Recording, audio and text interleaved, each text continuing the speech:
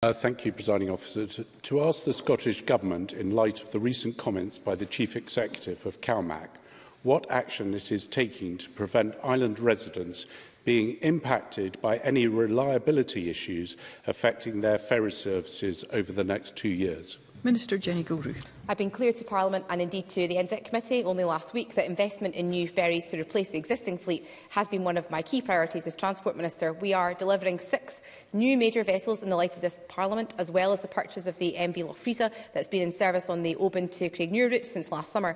We're investing almost £700 million to support the improvement in the fleet, and this will also allow investment in the small vessel replacement programme. And whilst I recognise that these vessels will take time to deliver, we're also investing in resilience funding of at least £4 million per year to maintain the existing fleet, to continue the search, and we continue, of course, the search for additional tonnage that could be chartered in the short term. Edward Mountain. I thank the Minister for that answer. I'm absolutely flabbergasted by that. I asked in the next 2 years. There's obviously a timescale problem, the same timescale problem that is a result of a 10-year ferry plan that's been left on the shelf and ignored.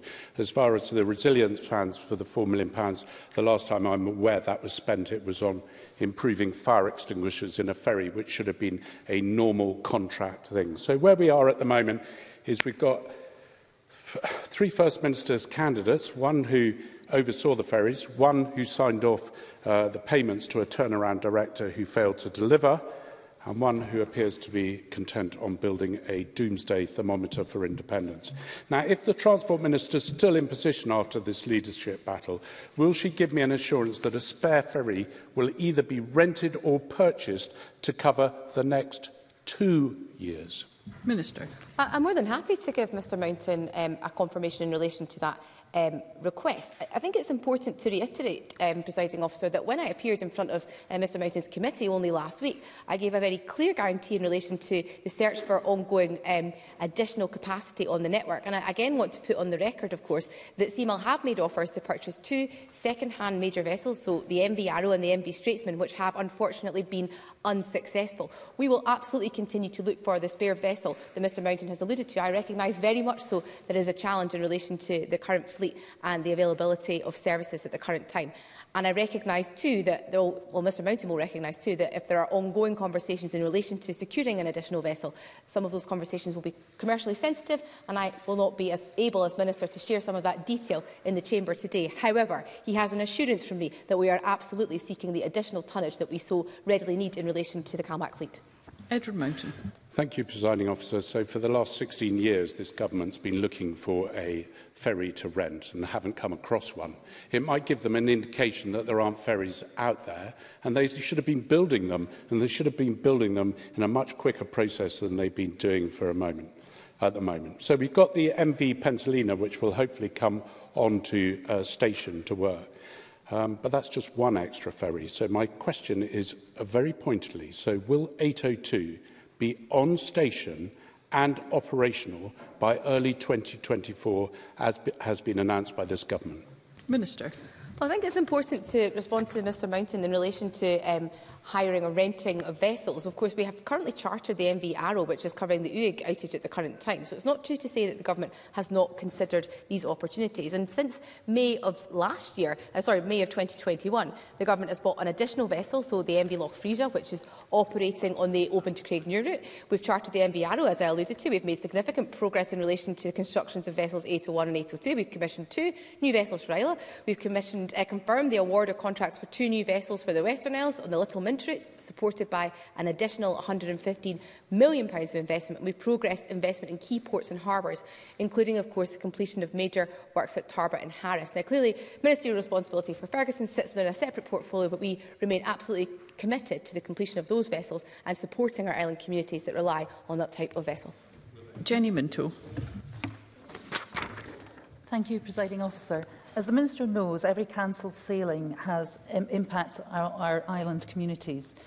Clearly, second-hand tonnage has a key role to play here, as the Minister has said. CMAL recently told the Net Zero Energy and Transport Committee that it had looked at a substantial number of vessels. Can the Minister therefore set out some of the particular challenges of specification and suitability when it comes to trying to acquire additional tonnage for our ferry routes? Minister.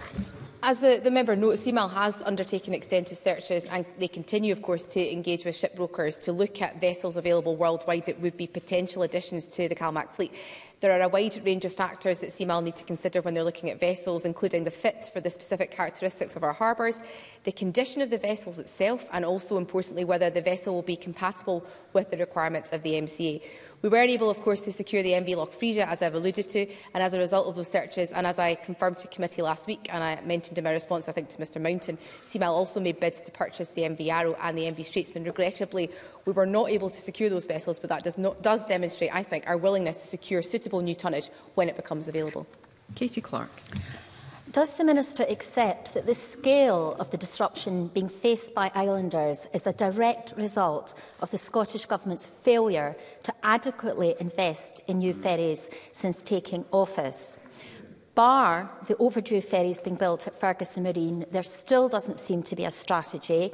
In total, CMAL have examined 650 second-hand ships, most of which were found to be unsuitable. So will the Scottish Government commit to developing a long-term strategy to build capacity so we can build and commission vessels here in Scotland? Minister. Well, the first thing I would say in relation to Ms Clark's question is there is a strategy. The first part of the draft Islands Connectivity Plan published in December of last year, I would commend it to Ms Clark. She may want to look at that plan, but it sets out quite clearly the investment trajectory for this government in relation to the future.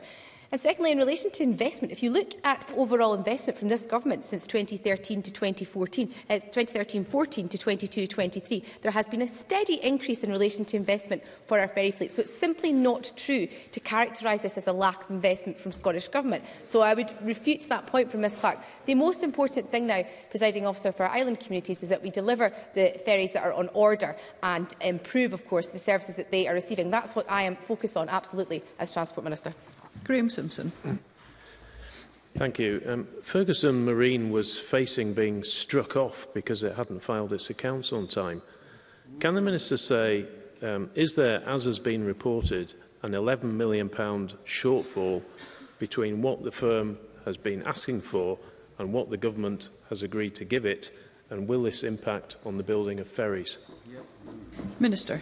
I thank the member for that question. I think, as notified to the Public Audit Committee in December of last year, the Chief Executive of Fergus Marine expects the cost to complete both vessels to be £277 million, and Scottish Government officials, of course, are working closely with Ferguson's to review assumptions behind any revised costs and a schedule on how spend aligns to the vessel's delivery.